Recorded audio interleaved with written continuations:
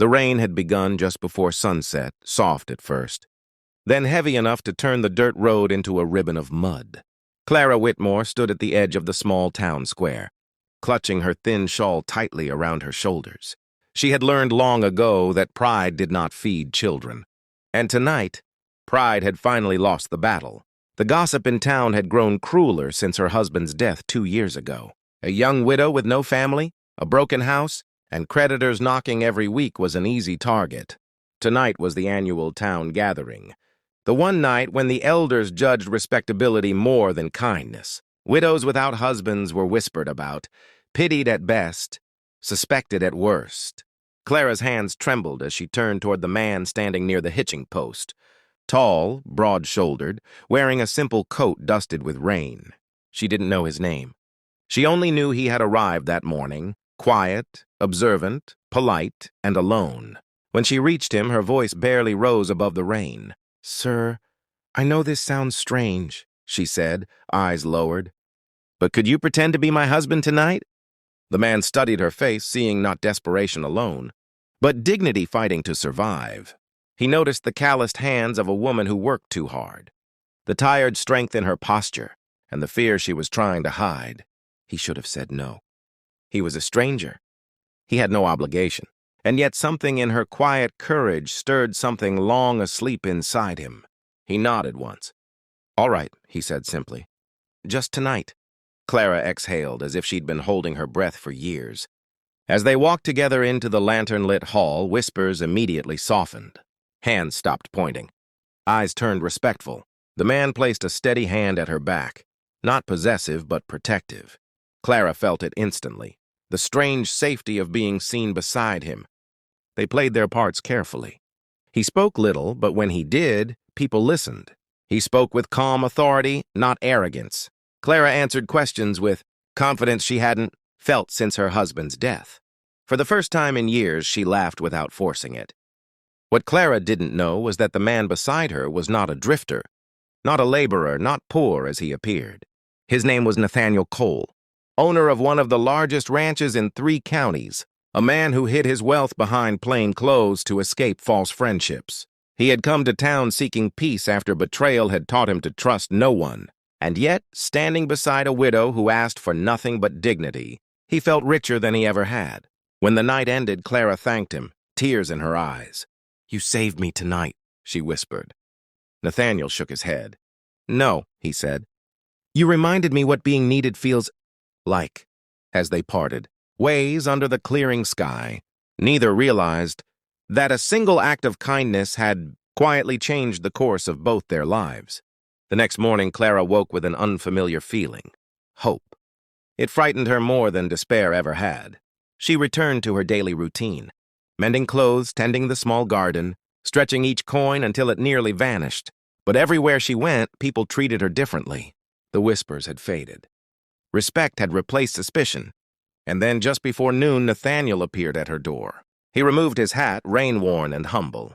"I was wondering," he said, "if I could help repair your fence. I noticed it's about to give way." Clara hesitated, then nodded. Day after day, he returned. Sometimes to fix something, sometimes just to talk. He never spoke of wealth, never hinted at power. He listened. Truly listened. Clara found herself sharing stories she had buried with her husband. Her fears, her dreams, her exhaustion.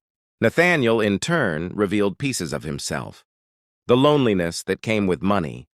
The pain of being valued for what he owned rather than who he was. When the truth finally came out, when Clara discovered that the quiet man she trusted was, in fact, a wealthy rancher, she felt betrayed. Tears fell as she accused him of pretending. Nathaniel didn't argue.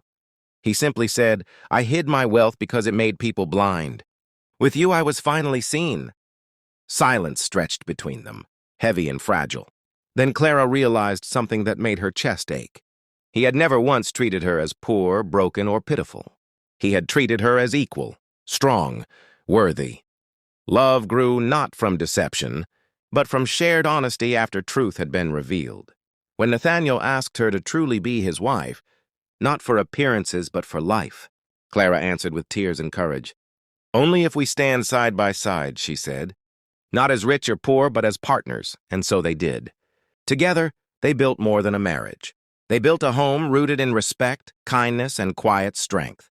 And if this story touched your heart, if you believe love can rise from humility and truth, then subscribe to the channel, because the most powerful stories are still waiting to be told. Time did not slow after Clara accepted Nathaniel's proposal. It deepened.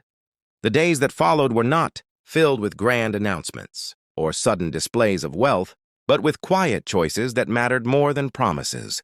Nathaniel did not move her into a grand house, nor did he arrive with wagons of furniture to announce his status to the town. Instead, he kept coming every morning the same way he always had. Boots dusty, sleeves rolled, asking what needed doing. Clara watched him closely now, searching for the man behind the truth she had learned, wondering if the simple kindness she trusted would survive the weight of his power. What she found was steadiness. When neighbors came asking favors because they had heard rumors of his ranch, Nathaniel redirected them gently, never boasting, never denying who he was, but never letting wealth speak louder than character. Slowly, Clara began to understand that the disguise he had worn was not meant to deceive her, but to protect something fragile. Inside him, the hope that someone might love him without calculation. Still, doubt visited her at night. She would lie awake listening to the wind press against the walls of her small house, asking herself if she was strong enough to walk into a life so different from the one she had known. Nathaniel sensed her fear without her saying a word. One evening, as the sun dipped low and painted the fields gold, he told her quietly, "We don't have to rush. Love doesn't need speed to be real." That was when Clara knew she was not stepping into a man's world, but inviting a man into hers. The town noticed the change before Clara did. People began to speak of her with admiration instead of pity. Children waved when she passed. Women who once avoided her now asked her advice, not because of Nathaniel's wealth, but because she walked differently now. Head high, voice steady, no longer apologizing for existing. When the truth finally spread fully, as truths always do, it did not explode the way Clara feared. It unfolded slowly, like a curtain lifting. Some were embarrassed by how they had treated Nathaniel. Others tried suddenly to become his closest friends. Nathaniel accepted courtesy but gave no special access, and that quiet boundary earned him more respect than any display of money could have. One afternoon, Clara visited the ranch for the first time. She expected grandeur, but what she found was purpose. Workers treated with fairness, land cared for with patience, decisions made with long-term vision instead of greed. Nathaniel showed her the fields, the horses, the old oak where he had made his hardest choices alone.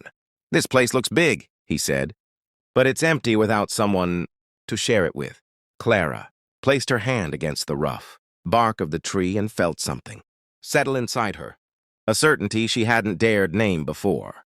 That night, under a sky thick with stars, Clara realized love was not the absence of fear, but the decision to walk forward despite it. She chose him not because he was rich, but because he had once stood beside her when she had nothing to offer but honesty. And if this chapter stirred something in you, if you believe that true, love grows through patience, courage, and trust, then stay with us. Subscribe to the channel because some stories don't just entertain. They remind us who we can become.